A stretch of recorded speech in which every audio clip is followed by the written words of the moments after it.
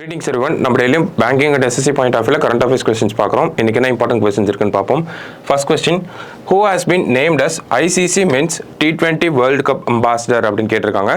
So இந்த ICC world cup எங்கே நடக்க போகுது 2020 வேர்ல்டு கப் அப்படின்னு பார்த்தோம்னா யூஎஸ்ஏலையும் அமெரிக்காலையும் வெஸ்ட் இண்டீஸ்லையும் நடக்க போகுது. சரிங்களா? ஸோ இதுக்கான அம்பாசிடராக யாரை வச்சிருக்காங்க அப்படின்னு பார்த்தோம்னா உசைன் போல்ட்டை தான் வந்து இது பண்ணியிருக்காங்க. ஓகேவா? ஸோ அம்பாசிடர் யாருன்னா உசைன் போல்ட். அடுத்தது, who was awarded the sports man of the year in the Laureus awards அப்படின்னு கேட்டிருக்காங்க.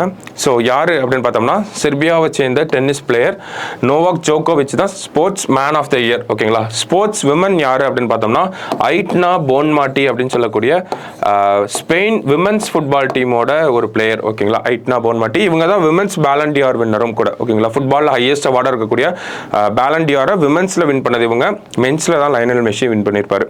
ஓகேவா? ஸோ ஐட்னா போன்மாட்டி.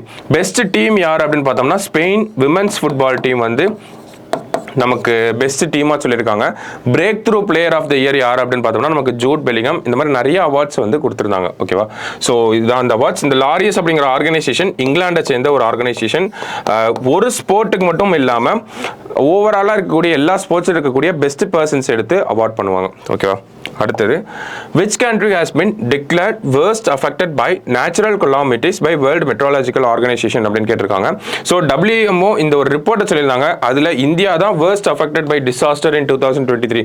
இந்தியாவில் தமிழ்நாட்டில் பார்த்தோம்னா ஃப்ளட்ஸ் வந்திருக்கும். சென்னையில் தனியாக, சவுத் தமிழ்நாட்டில் தனியாக, சிக்கிமில் வந்து glacier lake outburst flood அப்படிங்கிறது கிளாஃப் அப்படிங்கிற விஷயம் வந்து சிக்கிமில் வந்து வந்திருக்கும். மகாராஷ்டிரா கர்நாடகாலாம் வந்து ட்ராட் அப்படிங்கிற அந்த வறட்சி போன்ற நிலை வந்து இருந்திருக்கும். ஸோ இதெல்லாம் ரீட் பண்ணி ஸ்டடி பண்ணி தான் இந்த ஒரு விஷயத்தை நமக்கு சொல்லியிருக்காங்க. அடுத்தது, where does India rank among the top defense spenders in 2023 அப்படின்னு கேட்டிருக்காங்க. ஸோ இந்தியாவோட ரேங்க் என்ன அப்படின்னு பார்த்தோம்னா இந்தியா 4th பிளேஸ்ல வந்து இருக்காங்க. ஓகேவா?